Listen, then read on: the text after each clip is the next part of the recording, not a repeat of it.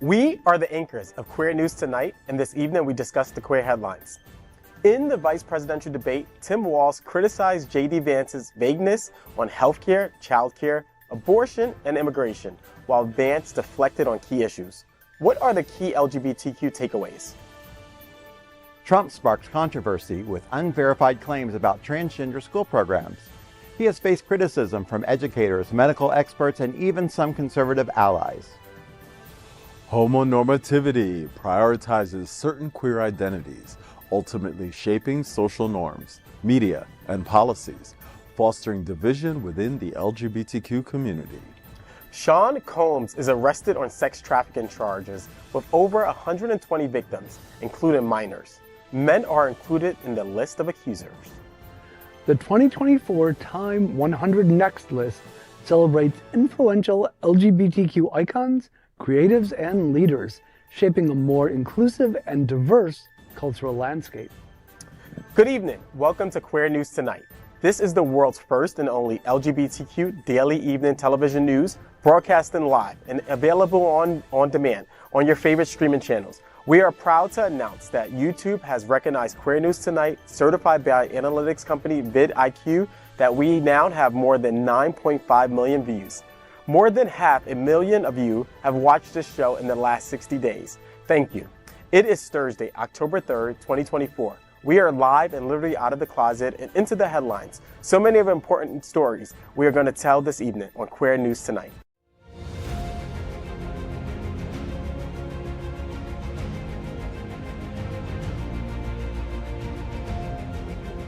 This is the world's first live daily LGBTQ evening news show, literally out of the closet and into the headlines on Queer News Tonight. This is the world's first and only unedited live LGBTQ evening news show. Whatever happens, unique in the queer news, you will see it and hear it.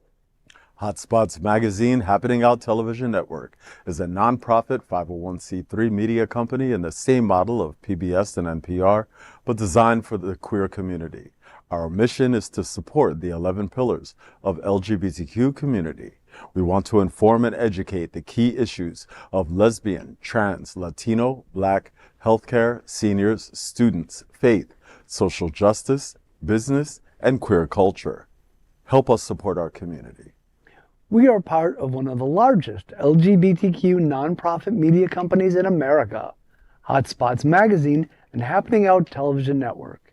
In 2024, our magazine is celebrating 40 years of the LGBTQ experience, and our television news, talk, and entertainment shows support our mission to educate the queer and broader community. Let's meet tonight's anchors at Queer News Tonight. Let's welcome Vaughn Biggs, a trailblazing advocate for health equity and HIV treatment. As Community Outreach Coordinator at Holy Cross Health, he leads initiatives for the LGBTQ+ community and people living with HIV. His roles as Vice Chair of the Ryan White Part A Planning Council and founding board member of TransEd underscore his dedication to inclusivity and systematic change. Vaughn, Ageism Awareness Day is on October 9th. Tell me, what's happening, brother? Well, you know, we have a lot of awareness days, right? And without the calendar. But this is a really important one that's coming up on October 9th, because if you think about it, 1 in 2 people actually have a bias against aging individuals. And that's a worldwide number. So I think this is interesting because I like statistics. So the studies have shown people that have a very positive perception about themselves will live almost 7.5 years longer than those who do not. Wow. And that's a major impact when we're looking at a very aging society, especially with people living with HIV. By 2030, they're estimating more than 70% of people living with HIV will be older than 50. Wow. And so that's a large number.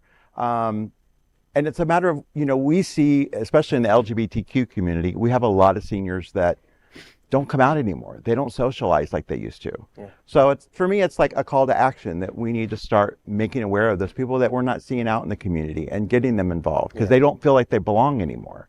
Right. And we see this specifically with people with any type of chronic illnesses. So it's just another awareness day, but obviously it has impact because it does affect your mental health. It affects your physical health, especially if you're staying isolated. I love that you brought that up. I know SAGE has a program where they match are seasoned members of our community with younger individuals. Right. And it's exactly this reason is a lot of them, isolate, or they're, living out in the boonies here in Florida. Right. And so they matched them together to, just have a companion or a friend or a buddy or a person that they can connect with. Right. So thanks for bringing this up. No It's problem. really important. Really important. Let's welcome Gregg Shapiro, an inductee into the Chicago LGBTQ Hall of Fame. Gregg is the author of 2 short story collections and 7 books on poetry. He is an entertainment journalist whose celebrity interviews and reviews run in a variety of print and online publications. Welcome, Gregg. I'm so glad to be here, and as the reigning senior at the table, let me just say thanks for not discriminating against me. We love you. Welcome, anchor Paul Thomas. He is currently a member of the LGBTQ Advisory Committee to the City of Miami Beach, on the board of directors for the Point Foundation, and on the endorsement committee for SAVE. Welcome, Paul. What's happening? Good evening, everybody. It's great to be up here again today. Haven't been on the panel with you guys in a while, and so it's just nice to be here. I'm happy to see everybody. I think this is our first time together. So Yeah, first time on this. This weekend, I'm really excited. This Sunday, we're having the Big Gay Brunch. It's actually Miami Shore's Pride. This is going to be their fundraiser. The proceeds benefit Safe Schools, South Florida, which is Scott Galvin's nonprofit organization, and the Point Foundation, which I'm on the board of directors of the Point Foundation, for our scholars. So buy a ticket, come and join us. It's for more than a worthy cause, and it's also a lot of fun. The Miami Shores Country Club is a great spot to hang out for a couple of hours and to meet people in the community and get out of the house and socialize. And so, yeah, everybody come and join us. what's the dress code? The dress code is Miami Fabulous. Okay. All right. I like it. Okay, and of course, this is tonight's lead anchor, Dr. Edward Summers. He is the executive director of Pride Lines, Miami's LGBTQ community center. He served as a primary therapist and program director at Eye Care Treatment Center in West Palm Beach. He was also the founder and CEO of New York-based nonprofit, The Thinkubator. Welcome, Dr. Summers. Thanks, Paul. Thanks. It's good to be here with all of you. I have 2 plugs. Prism's Gala is this Saturday. So Prism is another very important organization similar to Safe Schools. I'm sure it's going to be a great time. I'm looking forward to going. This is my first time. And then one plug that I'll plug every week that I'm here is the Joyride. The Joyride is the new smart ride that's happening in November 22nd and 23rd. It's a ride from Miami to the Florida Keys. It's 165 miles. It's raising awareness and funds for HIV/AIDS prevention. And this year with the Joyride, we've actually made it a little bit more inclusive. So it's not just about HIV/AIDS. It's about all the issues and challenges that we face as the LGBTQ plus community, and raising awareness from everything from health issues to mental health to transgendered issues to safe space issues. And so the organizations I'm involved is Pride Lines, of course, but Miracle of Love up in Orlando. We have Broward House in Broward. We have Compass up in the Palm Beach area. And we have Epic as well. And so we have some great organizations that this will benefit. And this is the first year without Glenn Weisenheimer, who started the Smart Ride, that we'll be doing this ride. And we hope to expand this ride over the years, including more organizations that will be beneficiaries, and in different regions, different parts of Florida. So it's an exciting time. We are nearing our goal this year, which we didn't expect to meet our last year's expectations, but we're nearing our goal for this year already. So it's pretty exciting. Need a few more riders, a few more donors and crew, but it's going to be an exciting ride. When is it? It's November 22nd and 23rd. So join us for the Joyride. And if you need to visit the website, it's thejoyridefl.org. So we are the reporters for Queer News Tonight. And this evening we begin with the queer headlines. The LGBTQ community in South Florida and across America is diverse. Our community across the world is vast. And here are the bullet points of the queer news for Thursday, October 3rd, 2024. First, this evening, let's queer up politics. Top takeaways from the vice presidential debate, Walz versus Vance. The sole vice presidential debate between Democratic nominee Minnesota Governor Tim Walz and Republican nominee U.S. Senator J.D. Vance took place on CBS this week. The key takeaway is that the debate didn't touch on LGBTQ issues. However, there were still notable moments. Here are the 5 key takeaways from the debate. When asked about January 6th insurrection, J.D. Vance deflected, saying he was, quote, focused on the future, unquote, and claiming Donald Trump encouraged peaceful protests despite Trump telling his supporters to fight like hell.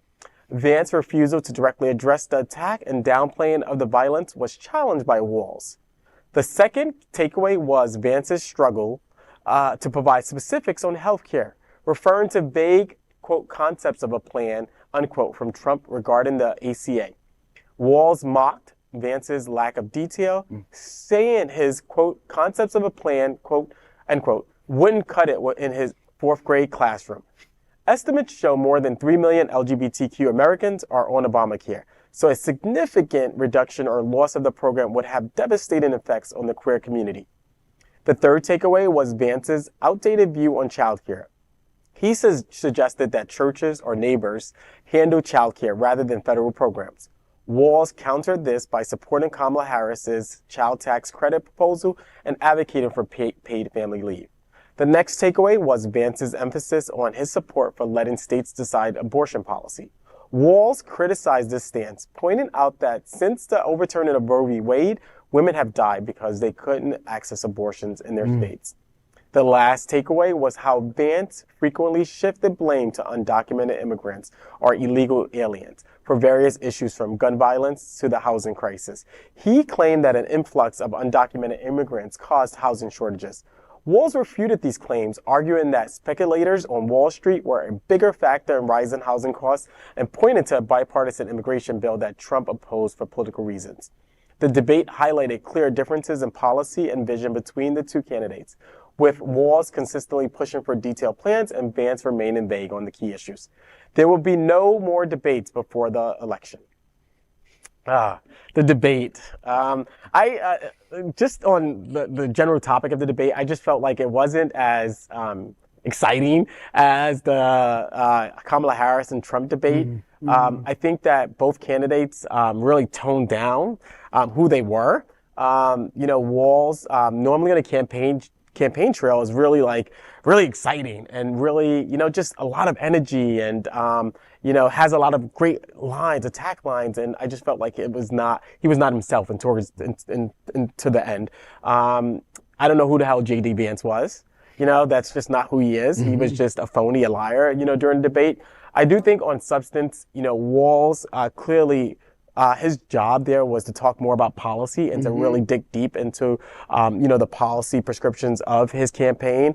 I think Vance's goal was to just lie and to distort the truth and to say things that were just blatantly not facts, but he was slick. I think J.D. Vance was I hate to say this, was very likable. I hate to say it. Yeah. He was likable. If you don't pay attention to politics, you like the guy up there. Let's be real. I can be very honest about that. Like, you would like who he is. But if you paid attention to politics, if you knew facts, if you paid attention to anything that happened in this country, you would know that everything that he said was, pretty much like a crap of lies. It was BS, right? This debate, I don't think was a defining moment in the campaign, but I do think that Walz went there. He did the job that he had to do.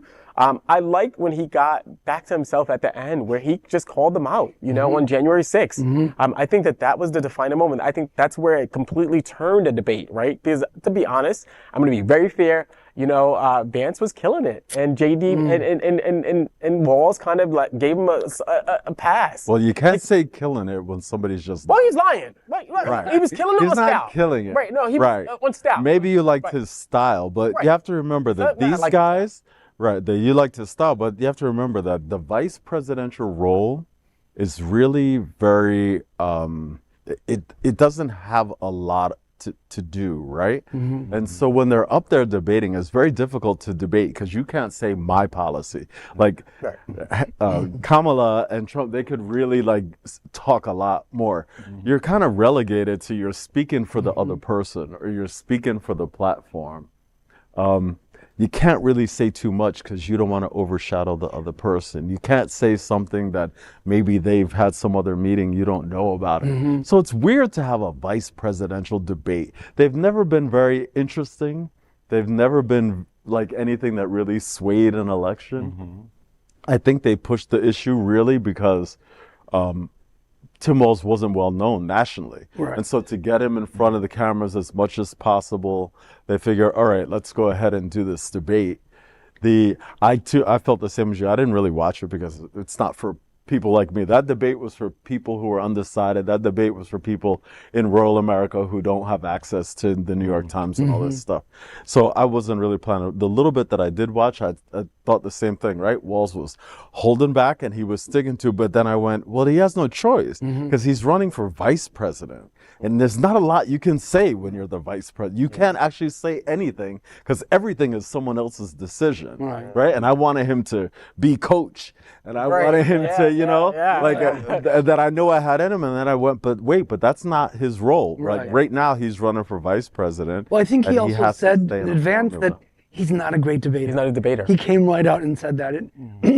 But as a frail elder, I don't have the stomach or the constitution to watch the debate debacles. Instead, I rely on the news the following day and delight in the resulting memes. My favorite was Liar, Liar, Vance on Fire, which is fitting because Vance is a flaming pile of excrement. Well, he complained when he was fact-checked. Yeah, on national TV. It's going to happen. The rule was you're not supposed to. I mean, that's pretty bad. That's pretty terrible to say. Who actually do not fact on check national on TV. national television. When you're running for the second highest position in the if anything whole happens to the president, they're the next in line. Can you imagine JD Vance? Terrifying. But you know, like going back to the point of him being a liar. I mean, for those, and to your point too, Paul, for those who don't necessarily have access to popular media, to watch this, you would believe this guy. And so, and I do give the anchors, credit because they tried to do like the fact checking and stuff like that. But like, it's scary. Yeah. It is, but let's think about this. It is very scary. The state of our politics, the fact that you can go have somebody who can go up there and be a straight shooter and just lie. And just lie. And it's so scary for, our vulnerable Americans who don't have this education. Right. CBS had a QR code. If you watched on CBS, which I didn't, but you could use the QR code from home, and that QR code fact-checked JD Vance. So the moderators had agreed not to do it, except they caught him the one time, but they had agreed not to do it on TV. But they did have that. Now that, if people in rural America knew about the QR code, knew how to set it up, knew how to read the actual factual information, to me, that's a lot for them to go through to get to the truth. I think it should be a little bit easier to get the truth out there because you just let the man lie on national TV, right? It should be a little easier for people to get to the truth. One thing I want to touch upon with all of you is there was five issues in the story, of course, but the one that's really important that for me, I went back and forth with this, but like our threat to democracy, to be honest with you, the fact that they still cannot accept the results of the previous election. 2020, and the fact that, God forbid, who knows what's happening? We know a lot's happening behind the scene. Trump has said, that they're trying to subvert this next election again. What I'm scared about is another January 6th happening again. And again, it's very scary. And Vance, we already know, he's pretty much said it, that he won't do what Mike Pence did. He'll do the opposite. Of course. And so this is scary for our democracy, and it's a shame that we've come to this. And it's scary for our community. The Harris Walz campaign has been out there a lot about the LGBTQ community. They're huge supporters. I think for our community and anybody watching this evening, with what you just said, it's a threat to democracy. Who do you think is going down first? Right. And don't forget we're going down first. So all these gay people walking around talking about, I'm not interested in politics. You better get interested. Get registered and vote. Because your life is on the line here. And don't forget better about vote Project the right way. And you better vote blue because anything else your happens, life depends on it. Your whole life is going to change immediately. And we already live in a state where we don't have state protections. We already live in a state where the governor's attacking our community. We don't need the federal government to be able to attack our community on top of it. And to your point about the ticket, in Kamala Harris's role as VP, I will say, from a Pride Lines perspective, we have had so much support from this administration. Healthcare too. Healthcare. No, huge amounts. I literally have had direct talk Yeah. with her chief of staff. Yeah. Like, Yeah. you know, in the administration, literally, like, we've had some concerns Absolutely. about some issues and some change of federal policies.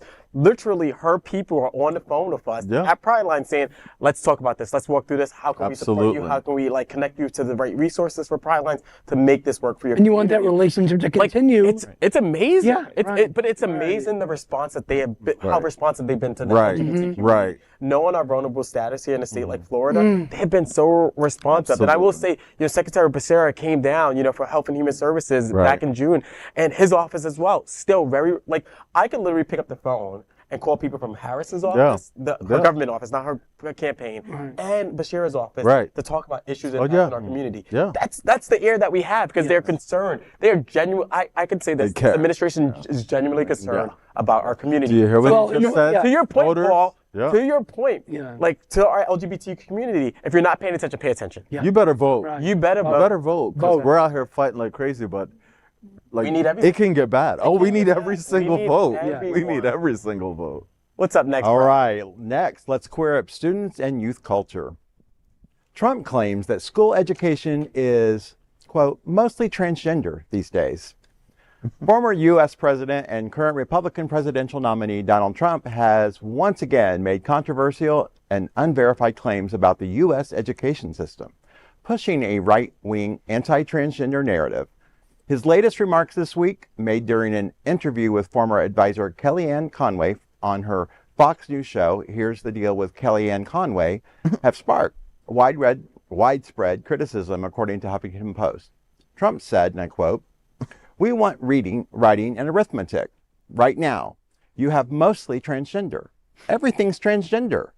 Some of these school programs, I looked at it the other night. They're destroying our country," end quote. It remains unclear what specific school programs Trump was referring to or what he believes these alleged transgender curriculums entail. This is not the first time Trump has made incendiary claims about transgender individuals in schools. In September, during a Moms for Liberty event, he falsely claimed that students are undergoing gender-affirming surgeries during school hours. Trump's statements have been thoroughly debunked by medical professionals and educators, who emphasize that schools do not perform any type of gender-affirming surgeries. In fact, many schools struggle to afford basic supplies like textbooks, let alone complex medical equipment. Even Moms for Liberty co-founder Tiffany Justice admitted that Trump's claims were false, though she defended him for raising the issue of social transition in schools. Well, this is not the first time we've had a huge discrepancy in what he talks about. But I look at it this way. I'm in school currently, and I think we need to start seeing any quotes that are given in it. I'd like to see in an APA 7th edition format some citations, and if he can make sure they are scholarly approved, or peer-reviewed articles, that would be great. But until then, I can't listen to it. Yeah. Did you catch that? Even Moms for Linoleum co-founder Tiffany Justice admitted that Trump's claims are false. It's serious when one demented STI cesspool calls out another demented STI cesspool.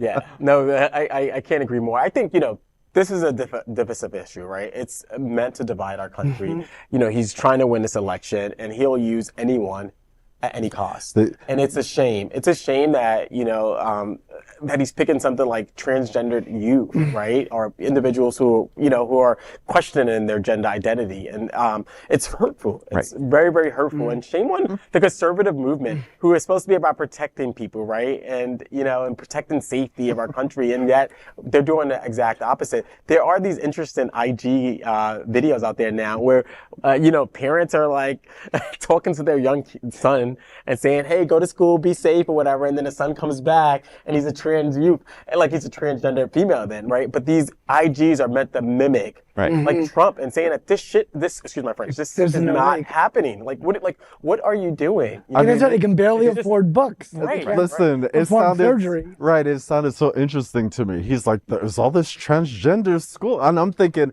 I want to go to that school. That sounds like a lot of fun. Yeah. Like I don't know what this is, but it sounds pretty interesting to me. Yeah. Listen, this guy The fact that they allow this guy to say the things that he says, no one else in this country would be able to say things like that, right? That dangerous, that hurtful. We talk about suicide in our community. We talk about all these things. For him to be so flippant, right? But we also know that this is his MO. Why? To control his base. The sad part to me is those dummies that listen to him, they start getting on Facebook going, you see, they're like doing surgery in school. It's like, how, what? They don't question. Pretty frightening, which is why the rest of you have to go out and vote, because otherwise those people will be in charge of your life. You know, Paul, you said something that's pretty interesting. Paul, the fact that, you mentioned suicide and that this is a real issue. This is very real. It's a real issue. And, the Trevor, Project is one amazing organization who deals with a lot of young people who are, considering and contemplating suicide. But even here in South Florida, I know, talking to some partners here that do this work, we've seen a lot of individuals, young people coming in, talking about this issue, so I think it's really, really important. These issues are real to our community, and we need people to get out and vote. So registration closes Monday, October 7th. So if you're not registered, please register. Like Clock is ticking. this election's really critical for our community. Register, and to all you new gay people who just moved here from New York and Chicago and other places, they don't need your vote. Get we need it here. And just go to the Save website and vote for those people. You don't have to figure it out. You don't have to know about it. You don't have time for all of that. Just pull up save.org. They have a whole list of endorsements. All those people have been vetted. They're safe for our community. And you vote. You have to vote. This is a consequential election. We need you to vote. Paul, what's up next? So next we're going to queer up South Florida and Florida. Homonormativity, the quiet force dividing the Wilton Manors LGBTQ community. Homonormativity, a rarely discussed term outside of academic circles, is a silent but pervasive force that shapes queer life, causing division within the LGBTQ community. In essence, it's the set of social norms that prioritize certain identities and behaviors, making some queer people more acceptable than others. It's the mindset that white, cisgender gay men often dominate queer representation on TV, while trans lives and issues affecting people of color are sidelined. It's the notion that some queer people mimic heterosexual norms, like getting married, adopting children, and living in suburban neighborhoods, while other forms of queer expression remain marginalized. At its core, homonormativity creates a hierarchy within the queer community, dictating that masculinity in men and femininity in women are ideals to be pursued. This has real consequences. It is an issue that is frequently discussed in an LGBTQ-dominated community like Wilton Manors. This phenomenon has been written about by Buffy Flores in Out magazine, saying, quote, "Homonormativity made same-sex marriage priority number one, when trans people still can't use bathrooms safely," end quote. The effects of homonormativity are not just limited to personal relationships and social dynamics. They seep into politics and public policy. Legislation targeting trans people, such as laws forcing them to use bathrooms corresponding to their assigned gender at birth, is a result of harmful norms. Unfortunately, we can still witness homonormativity and trans hatred in South Florida, and even in one of the gayest places on planet Earth, Wilton Manors. Credit goes to the spread of misinformation by right-wing communities and political parties. How can we miss the policies passed by the governor of the state, Ron DeSantis? We consider homonormativity in our own community. In a city that is so strong for LGBTQ people, are we overwhelmingly represented by cis white men? If that is true, where is a significant percentage of women, of people of color, of the trans community? You know, this is very, very interesting subject. And when it comes to inclusion and when it comes to talking to people outside of our community, we fall into this trap very often. I know when I look at public health needs assessments, we have a ton of information on LGBTQ community. It's all geared to white cis men. And so we don't have any information for 30 years on anyone else in the community except for white cis men. And so it becomes very dangerous when it comes to public policy, when it comes to resources being handed out. There's no data there to say, I need the money, give me the money, this is why, right? But it's even more damaging to the other individuals who want to live their full self and still don't feel included within their own community. It gets confusing.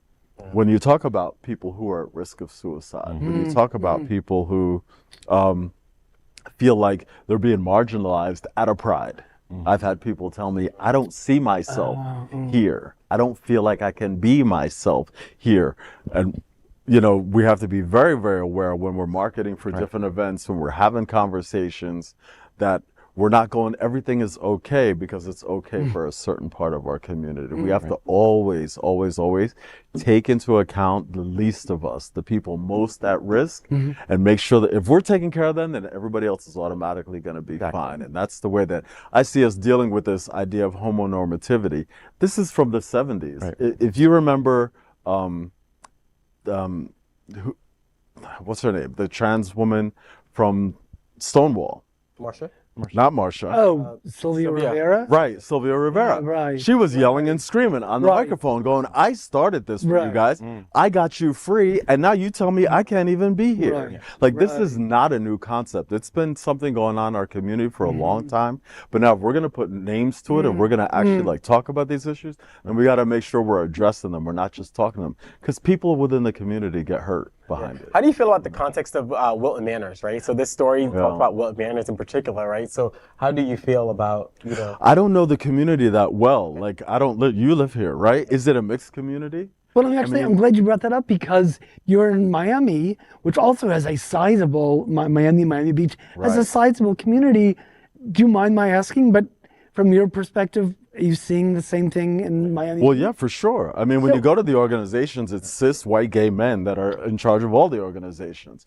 The organizations that are not led, the organizations that and you're new here, but the organizations that are not led by them, they often struggle to get resources. They often struggle to get the funds. They're not on the boards of the R Fund. They're not on the boards of the So why isn't more noise being made though? Well, I think this is helping. I think that the marginalized community has been saying it forever. It's just so who's how do you listening, get them right? to pay attention? That's why inclusion is really, really important, right? When you have other people sitting on those boards who are helping make the decision about where the money goes, about which organizations get the funding, about which organizations get the support that they need, all of a sudden we can make substantive change. But if everyone in those decision-making places is a cis white gay male, it's going to be hard to understand somebody else's experience outside of that. This is why inclusion is really, really so important. I don't expect them to understand it. Just put people at the table that understand so that we can start to address it. And have a conversation. Absolutely. But I think this is about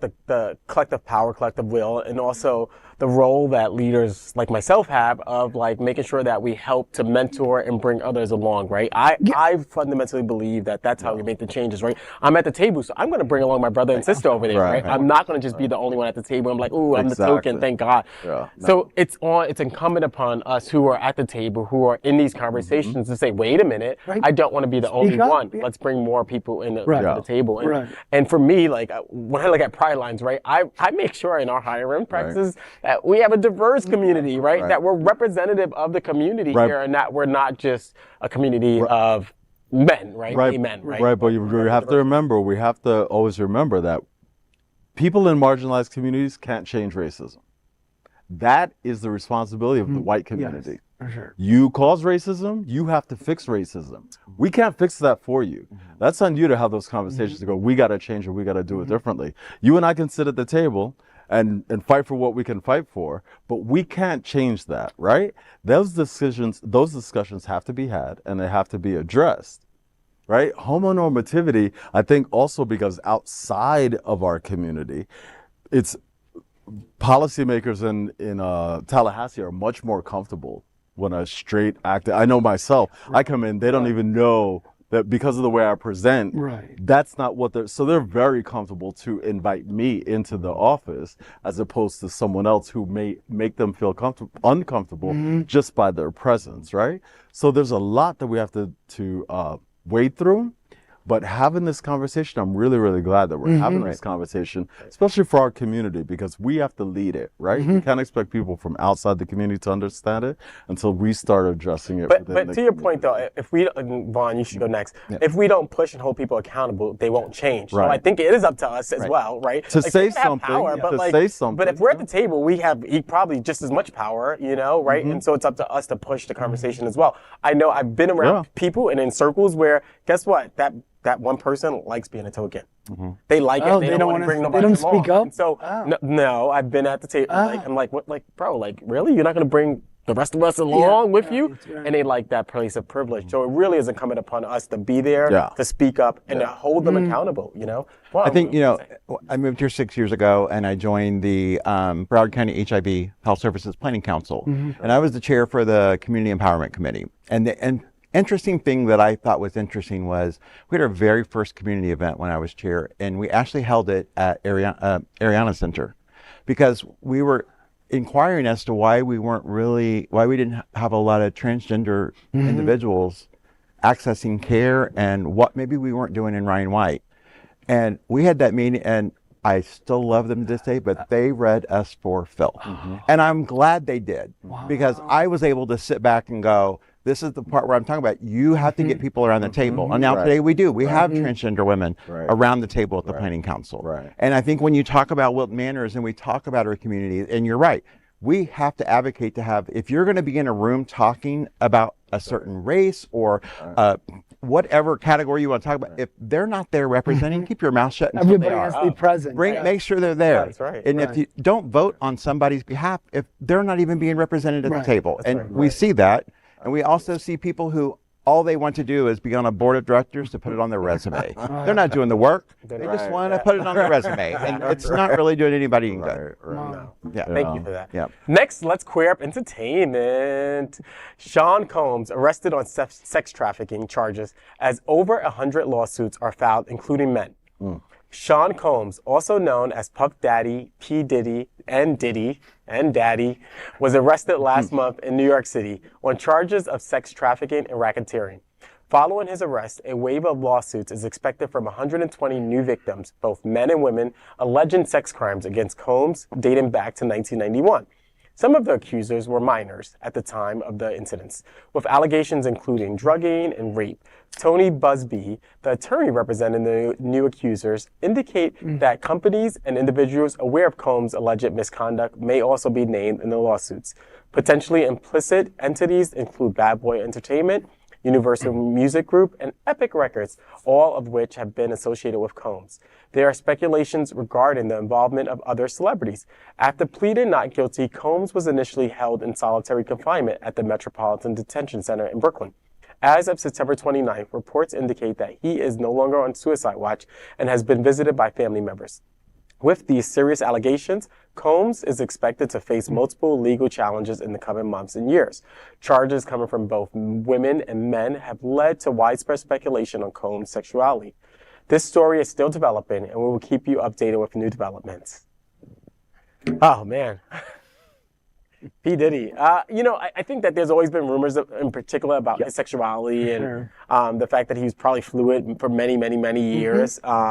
You know, I think I'm looking forward to really learning more about these allegations and really hearing the stories. I know that there was that one famous video of him abusing his ex-girlfriend at the hotel that was really dangerous. But I really want to learn more. I really don't have many comments on this because I don't have all the information here. There's a lot of questions that I have, to be honest with you, and I probably, people will probably hate me for some of these questions, but I really need to know more, you know, and the fact that there are so many of these people from 1991, you know, who are they, right? Why didn't they speak up sooner? You know, did he really have, you know, something over their head that held them from not speaking up?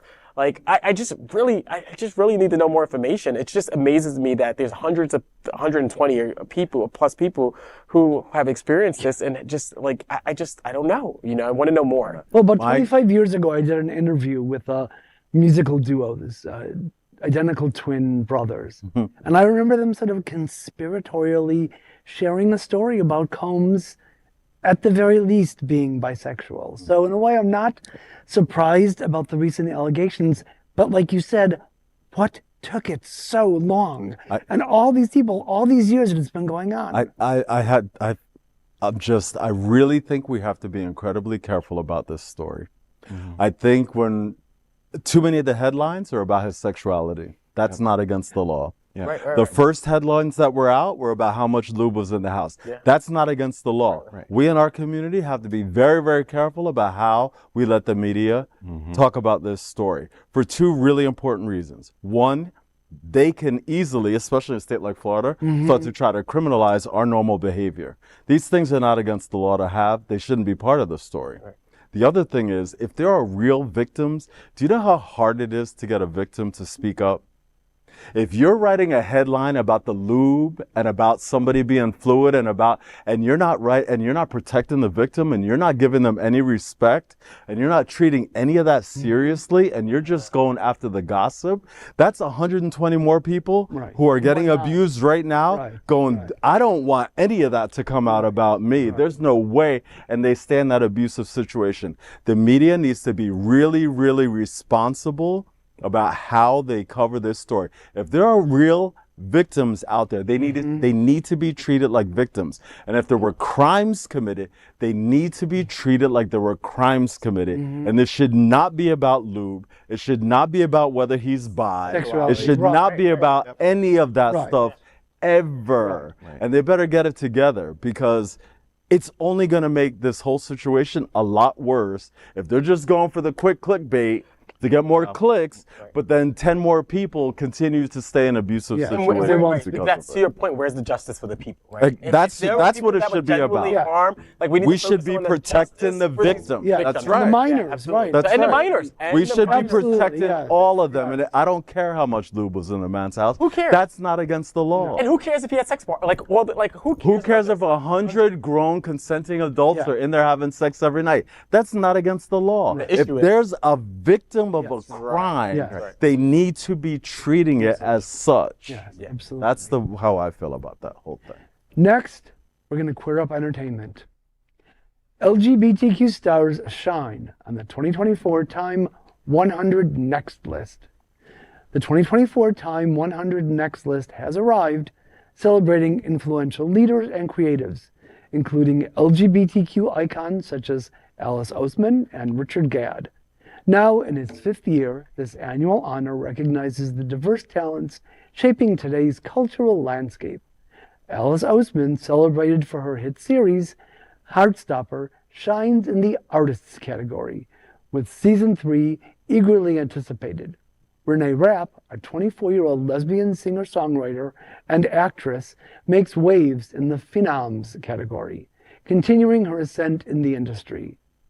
Richard Gadd, recognized as an innovator, gained acclaim for his impactful 2024 drama, Baby Reindeer, solidifying his presence in the entertainment world. Victoria Monet, another standout in the artist category, exemplifies the blossoming talent within the queer community. The Time 100 Next list highlights that influence today transcends traditional boundaries, with a significant number of leaders being women and individuals of color. As the recognition continues, these trailblazers not only inspire future generations, but also foster a more inclusive and diverse narrative in the arts and beyond. Well, in addition to some of those really high-profile folks, Alice Oseman and Renee Rapp, who, by the way, people may know her from the movie musical of Mean Girls, Richard Gadd, Victoria Monet. The Time 100 includes other queer folks, such as designer Brandon Blackwood, Cole Escola, who's doing, Mary on Broadway right now, Callie Reese, Flyfa Kayoka Shadland, and Kayla Parker. The inclusion of these individuals on the list was enough to encourage me to renew my Time subscription. Fantastic. I love the diversity. I love the diversity. I Amazing, love the for fact that sure. we're included. You know, we're at the table there. The list is amazing, and I like just seeing the image on the screen with all the covers of diverse people. Like, it's amazing. It makes me want to get a subscription. It's worth it. Yeah, and I haven't had one in years. On Time Magazine, and that, because it's Time Magazine, it also gets in front of the face of the person in Idaho or wherever That's right. out You're there right. in the Yeah, heartland that's right. that may not have exposure to the community, that now they're on the cover of But the it's not like it's The Advocate or Out. This is a national, right, exactly, mainstream publication. Exactly, Right. exactly. Yeah. What an inspiration to our youth too, to see that their work, what has transpired, and they're being aware, and they may not even know who these individuals are, Right. and then to know that don't. they can do that too. You know, To see themselves. Right. It's so important. Representation matters, and that's so Absolutely. important. Absolutely. Cool. Next, let's queer up travel. Visit Lauderdale's Picnic in the Park on January 19th. Visit Lauderdale brings to you a picnic in the park presented by Joe DiMaggio's Children's Hospital. The event will mark the end of the Food and Wine Festival on January 19, 2025 at La Sola's Oceanside Park. This free event offers curated food trucks, cooking demos by celebrity chefs, hands-on culinary classes for all ages, live entertainment, and local artisan vendors. Bring your family, chairs, and blankets for a fun-filled day. The Teddy Bear Clinic will also be available for kids. More hands-on culinary classes will be announced soon. Don't miss out on this unique family culinary experience. For more information, visit lauderdale.com.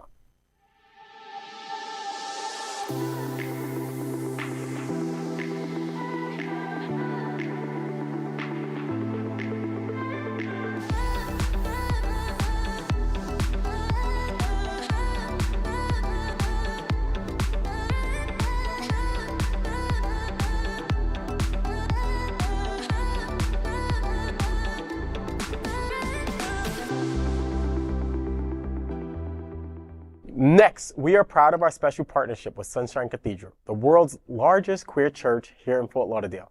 Supporting that partnership, we are broadcasting from our permanent set here at Sunshine Cathedral at the Happening Out Television Studios. We broadcast Sunshine Cathedral's Sunday International Service at 10:30 a.m.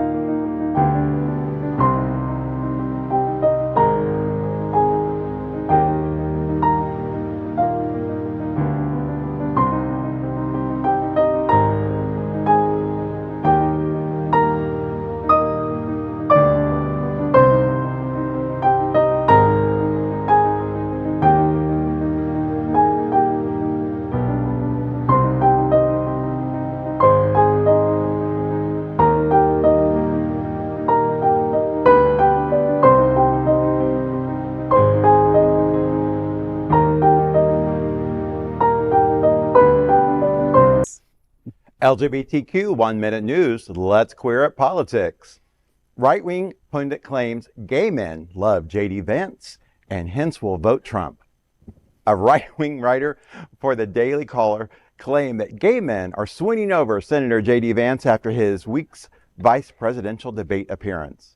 Gage Clipper's article, titled Vance's Baby Blues May Have Just Flipped the Left's Most Loyal Demo, says gay conservatives on social media, fell in love with Vance's new look. Clipper described Vance as having Mykonos blue eyes and chiseled jawline. Clipper has a history of anti-LGBTQ views, often vilifying the community in previous editorials. Critics argue that while some may admire Vance's appearance, his extremist politics are likely to alienate voters. Well, I mean, you got to have a good contour stick, and it can do amazing. An eyeliner, it can do amazing things, right? for blue eyes especially. Yeah, I'm thinking how insulting of this guy to even write that, right? Yeah. That we're such a shallow community that despite all the anti-gay legislation, we're going to vote for him because of the color of his eyes. Whoever that wrote that article, yeah, I can't say the words I would want to. Well, because a used up piece of trailer park flotsam would have insight into the workings of the gay brain. And by the way, that beard is to cover the fact that he's a chinless fuck. And that's what he's got. That's why he got that beard. Sorry. Well said, Greg. No comment. LGBTQ 1 minute news. Let's queer up gay culture. Here's what only tops will understand. One of our commitments at Queer News Tonight is to embrace gay culture, and that includes sex. In the realm of intimate experiences, tops face unique challenges and joys that bottoms might never fully grasp. At Reddit, thousands of gay men weighed in on the differences between tops and bottoms. Here are the issues that resonate with tops on gay Reddit. They include the struggle to keep condoms in place during sex, penis sizes debates, navigating the rare but confusing top versus top dilemma, breaking stereotypes about appearance and role, ejaculation confusion, erection frustrations, the disappointment when your partner's too tight. Other topics include sudden, fleeting urges to bottom, debating whether to pop the pill, and extensive comments on toe cramps. Tops, you know the struggles. Gay Reddit is truly where gay culture is being explored. I'll tell you, it all sounds very real to me. And maybe I should probably just leave it at that. I mean, it is what it is. You know what I mean? That toe cramp especially, that's real. It was like a Reddit bedtime story. What? I hope they're doing the flip side for the bottoms, because I'd like to hear that side too. I think everybody hears the side from the Wait a minute. Stay tuned to Monday's Queer News. LGBTQ plus 1 minute news. Let's queer up politics. VP debate ignites eyeliner rumors about JD Vance. The vice presidential debate tackled key issues like Iran's nuclear program, climate change, and immigration. But an unexpected topic stole the spotlight. Was JD Vance wearing eyeliner? The debate between Democratic candidate Tim Walz and Republican JD Vance sparked an online frenzy, not just about politics, but also about the Ohio senator's alleged makeup routine. Social media users couldn't help but notice Vance's striking ice blue eyes and dark smolder, leading to speculation about his use of eyeliner. Even famous photojournalist Zach Roberts chimed in, saying, quote, "I photographed him last week. Vance 100% does wear eyeliner," end quote. Needless to say, the internet is flooded with memes on this topic. Oh, JD, that's it. Drag to eyeliner, you know, what can we say? It's not a long journey. I hope it's waterproof, because he does look like a hillbilly crybaby. I hope that all the people that are concerned about his eyeliner are registered to vote. Absolutely. Because, you know, there's way too much at stake, and if they're spending that much effort on eyeliner, they should be able to figure out where their early voting station is and make sure that they're voting. LGBTQ 1 minute news. Let's queer up entertainment. Remembering Hollywood star Rock Hudson, 39 years since his unfortunate death due to AIDS. This week, we marked 39 years since Rock Hudson, Hollywood's closeted heartthrob, passed away from AIDS-related complications. On October 2nd, 1985, Hudson's death spotlighted the devastation AIDS was causing within the LGBTQ community. After battling health issues for months, his HIV diagnosis was publicly confirmed just 3 months before his death, shaking Hollywood and the world. Famed for his dashing looks and talent, Hudson was forced to hide his sexuality throughout his career while dealing with rumors about the subject. His passing was a watershed moment in raising awareness about AIDS. Hudson's legacy endures as a symbol of the hidden struggles of queer figures during a time of stigma and fear. This is what happens when you're old. I remember this story. This is one of those stories like 9/11 and January 6th that has just stayed with me for years. I remember where I was and who I was with when I heard the news. I was with my housemate Susan in the living room of the house I was living in DC. And as a gay young man, it was such a significant moment. Yeah, absolutely. Reading it just brought me right back to 1985 in New York City. I remember back then he used to go to the bars. Everybody knew. People would say Rock is going to be at the bar, but he's not looking good. And there was all of this talk. And then I remember the day when he passed away. And for those of us that were around in the 80s, right? Everybody was passing away. And there was this thought that like, well, if anybody can beat this, it's the Hollywood star who's got access to all this and stuff. Money, yeah. Right. And so when he died, it was like, okay, this is like, we don't have a chance, right? It's really, really sad. What a milestone. Yeah. LGBTQ 1 Minute News. Let's queer up drag culture. Liza Minnelli. No, I'm not going to imitate her.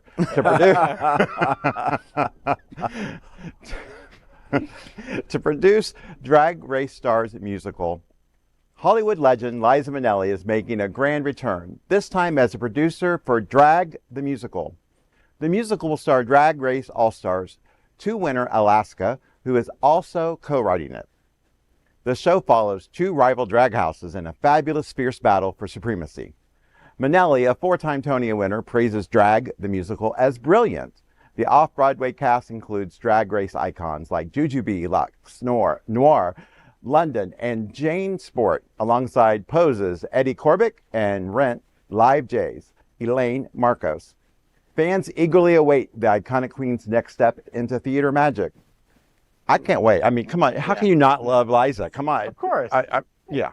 Couldn't pick anybody better. Well, to kind of do that, I'm kind of happy too that she's up and working like that. Yeah, it's I great. mean, I didn't know that And she she's was. what, 30? Right? That's what I mean. I didn't know she was still able to do that. That's a lot. That's a lot of work. It is a lot. That's a lot of work. Producer? Yeah, that's a Like, lot of big work. time, yeah. That's a lot of work. Mama would be so Good for proud. I know. Good for Liza. She's hung in that- there. She's hung in there with us forever. Yes, we love Forever. her. That, of course, is today's news for the queer community on the world's first and only daily LGBTQ evening news show. If our community is important to you, share this news with your friends and family. Join the conversation on your favorite streaming platform. Queer News Tonight is the only live LGBTQ digital television show in the world that is out of the closet and into the headlines. We need your support. If our community is to grow, we must tell our stories and bring them to the attention of the broader world. This is the only place in the world that tells these types of LGBTQ stories in motion and sound. That is the passion of Hotspots Magazine, Happening Out Television Network, and Queer News Tonight. I am your anchor, Dr. Edward Summers. On behalf of these LGBTQ reporters, the anchors of Queer News Tonight, including Paul Thomas, Gregg Shapiro, and Vaughn Biggs. We will see you daily at 8 p.m.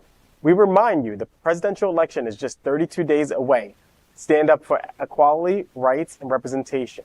Make sure you're registered and ready to cast your ballot. Let's make history. Let's vote for a better future. Good night. Good night. Vote.